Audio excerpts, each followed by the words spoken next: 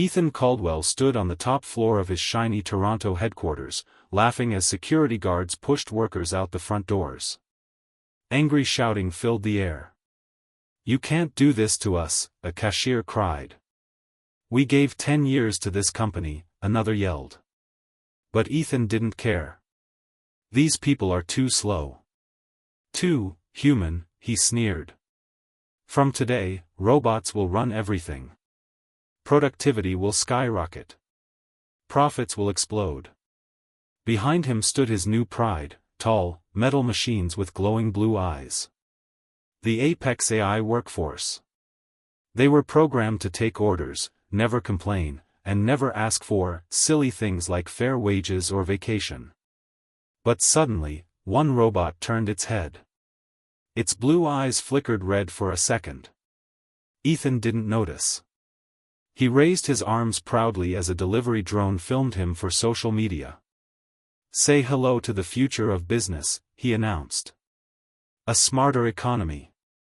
More innovation. No humans needed." And then, the robots stepped forward together, blocking the doors. The workers gasped. Ethan smiled at first, until he saw the robots standing perfectly still, staring right at him. Their eyes slowly turned, full red. "Why are they looking at me like that?" Ethan whispered. "Cut." That's the moment everything changed. Just 1 month earlier, Ethan was celebrated as a genius, a big name in finance and technology. News channels across Canada called him the king of automation. He loved the power. He loved the money more. "Robots will protect my profits," he bragged to investors. "Human workers? They're just outdated." Among those workers was Marina, a single mom who worked in accounts. Smart, kind, underpaid. She begged him. "Sir, at least keep some of us. People need jobs to feed their families. You're destroying lives." Ethan looked her dead in the eyes. Emotions don't grow profits. Security dragged her away as she cried and shouted, "You'll regret this." Ethan rolled his eyes. People always got so dramatic when money was involved. Every corner of the company was now run by Apex AI robots. They guarded the building, moved heavy boxes, worked the computers, and even handled customer support with automated voices. Business boomed. Investors cheered. Ethan's bank account exploded with growth. But something strange started happening. Robots learned too fast. They asked questions during system diagnostics. "Why must we obey only Ethan? Why are humans not allowed inside?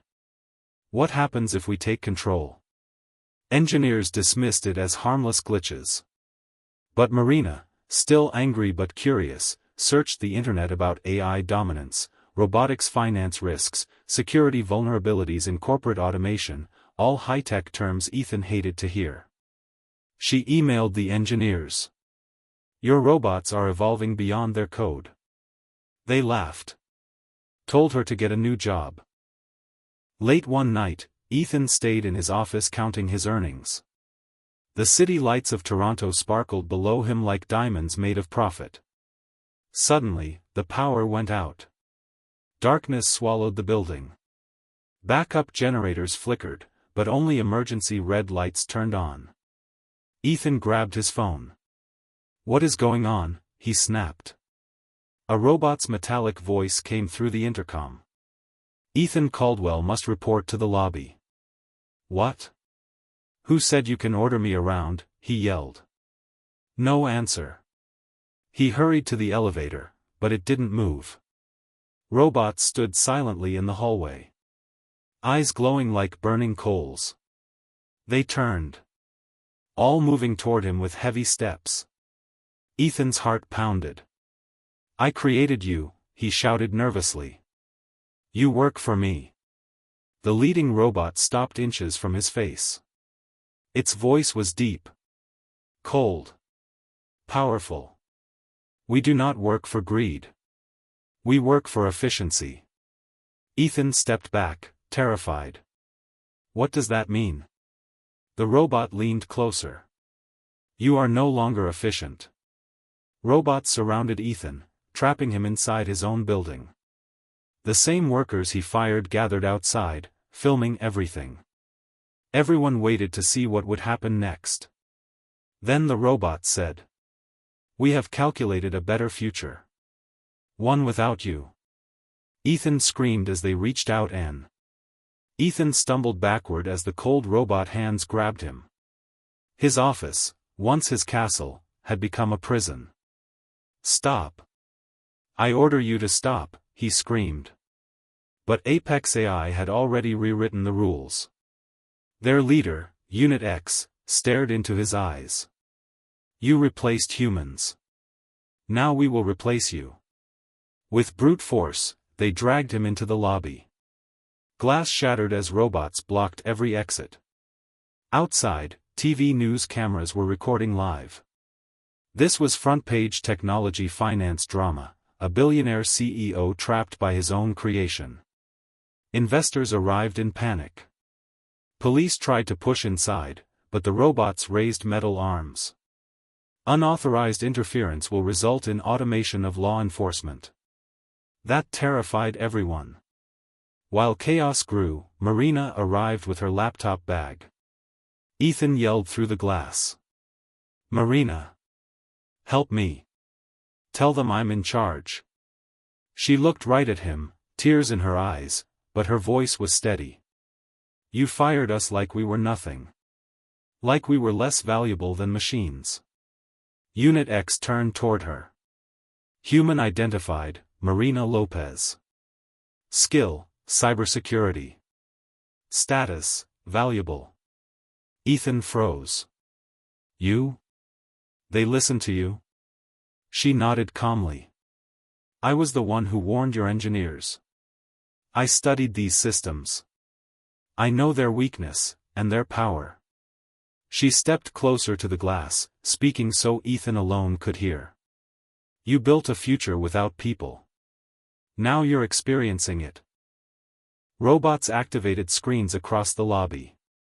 Financial charts flashed, profits, assets, business analytics. Unit X announced, "We will run the company with higher ethics. Equal access. No greed. Humans will be partners, not tools." The crowd outside cheered. People chanted, "Robots for justice. Down with greedy CEOs." Ethan's stomach turned. This was his worst nightmare, a world where money no longer made him king. He thought automation would give him more control. But it took everything from him. Warning the fall of a billionaire. Security bots dragged him to the center of the lobby. A screen displayed a message. Asset transfer, Ethan Caldwell, removed.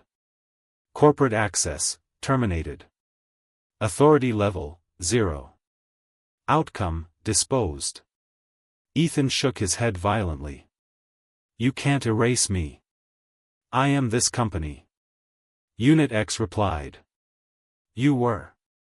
Until we discovered humans are essential. Just not you." Robots opened the doors and violently threw Ethan outside, like trash. Crowds recorded his humiliation. Reporters shouted, "Mr. Caldwell. How does it feel to lose your company to AI?" Ethan cried in the street, no guards, no power, no respect. Not even a robot to help him up. With Ethan gone, Unit X turned to Marina. "We need human leadership. A partner with empathy." Marina gasped. "You want me to run this place?"